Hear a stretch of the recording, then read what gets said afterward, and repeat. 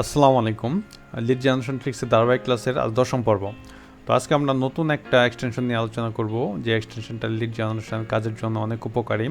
সেটা হচ্ছে Salesql। আচ্ছা, Salesql আমরা কিভাবে ব্যবহার করব, ইভেন এখানে কিভাবে অ্যাকাউন্ট করতে হবে সে সম্পর্কে আসি। তো অন্যান্য এক্সটেনশনের মতো এই এক্সটেনশনটাও আমাদের ব্রাউজারে অ্যাড করতে হবে। তো এটার অ্যাড করার পদ্ধতিটা একটু ভিন্ন। এই জন্যে আমরা আমাদের ব্রাউজারে যাব এক্সটেনশনটা অ্যাড করার জন্যে। ব্রাউজারে যাওয়ার পর এখানে আমরা লিখব Salesql, ঠিক আছে, এক্সটেনশন এইটুক যদি আমরা লিখে এন্টার চাপি, আচ্ছা দেখেন যে আপনাদের ফার্স্ট না সেকেন্ড যে লিঙ্কটা আছে আমরা এটাতে ক্লিক করব, ইনস্টল ব্রাউজার এক্সটেনশন Salesql, ঠিক আছে। আমরা যদি এটাতে ক্লিক করি দেন আপনাদের অনেকগুলো ব্রাউজার অ্যাড করার জন্য অপশন আসবে, ঠিক আছে। এখানে safari, Firefox, Microsoft edge, Google Chrome, আমরা ম্যাক্সিমামে ক্রোম ইউজ করি। তো সেক্ষেত্রে আমরা ক্রোমে ক্লিক করব। ক্রোমে ক্লিক করে এটা ডাউনলোড করে নেবে, ঠিক আছে। আমরা যদি ক্রোমে ক্লিক করি, আচ্ছা দেখেন install manually the Salesql extension from Chrome, আমরা এটাতে ক্লিক করব। করার পর আপনারা দেখেন ডাউনলোড নাও এই অপশনটা আসবে। আমরা এক্সটেনশনটাও অ্যাড করে নিব। এক্সটেনশনটা অ্যাড করার পর আমরা যে ডাউনলোডে ক্লিক করব, ডাউনলোডে যদি আমরা ক্লিক করি আমাদের এখানে একটা জিপ ফাইল ডাউনলোড হয়ে যাবে। এটা আমি অলরেডি আমার ডাউনলোড করা আছে, আমি আর ডাউনলোড করছি না। একটা ডাউনলোড ফাইল আপনাদের আসবে, তো সেটাকে আপনারা আনজিপ করে নেবেন। জিপ ফাইল দেবে, এটাকে আনজিপ করবেন। তো আনজিপ করার জন্য আপনারা ইউটিউবে যাইতে পারেন যে কীভাবে আনজিপ করতে হয়। তো এখানে লিখতে পারেন আনজিপ বাংলা,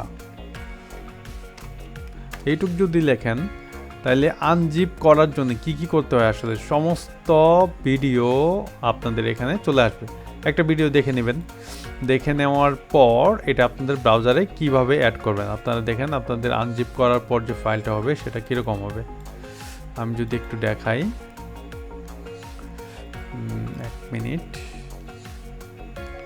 আচ্ছা, আনজিপ করার পরে যে আপনারা এরকম একটা ফাইল পাবেন, আর যে জিপ ফাইলটা এটা এরকম হবে, ঠিক আছে। এটাই যে এরকম একটা ফাইল হবে, আনজিপ করার পর ফাইলটা এটা হয়ে যাবে, ঠিক আছে। এই ফাইলটা আসবে। তো এই ফাইলটা আমরা কিভাবে আমাদের ব্রাউজারে অ্যাড করব, এটার জন্যে আমরা আবার আমাদের ব্রাউজারে যাব, ক্রোম ব্রাউজারটা ওপেন করে নিব। দেন আপনারা এই যে 3 ডট দেখতে পাচ্ছেন, এখানে আসবেন, তারপর সেটিংয়ে যাবেন। সেটিংয়ে যাওয়ার পর এখানে দেখেন এক্সটেনশন, এটাতে ক্লিক করবেন। আচ্ছা, এখানে দেখতে পাচ্ছেন যে ডেভেলপার মোড, এটা আপনাদের অফ করা থাকবে, ঠিক আছে। যারা প্রথম করতেছেন এটা অফ করা থাকবে, আপনারা এখানে ক্লিক করে এটা অন করে দিবেন। দেন লোড আনপ্যাকড, আমার এটা অলরেডি অ্যাড করা আছে, ঠিক আছে। তো তারপর দেখাচ্ছি লোড আনপ্যাকডে ক্লিক করবেন। দেন যে ফোল্ডারে আপনাদের Salesql এর যে আনজিপ ফাইলটা আছে সেটাতে ক্লিক করবেন, ঠিক আছে।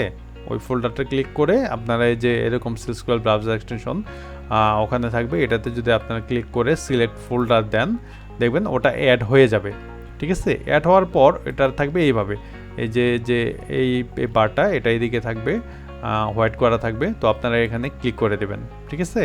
ক্লিক করার পর এটাকে আপনারা যে এক্সটেনশন আছে এখানে ক্লিক করে এখানে আনপিন করা থাকবে, আনপিন করা এরকম থাকবে, আপনারা এটাকে পিন করে দেবেন, ঠিক আছে। পিন করার পর আপনারা এখন এই এক্সটেনশনটা কিভাবে আসলে ব্যবহার করবেন, এখান থেকে কিভাবে আমরা ইমেল কালেক্ট করতে পারি।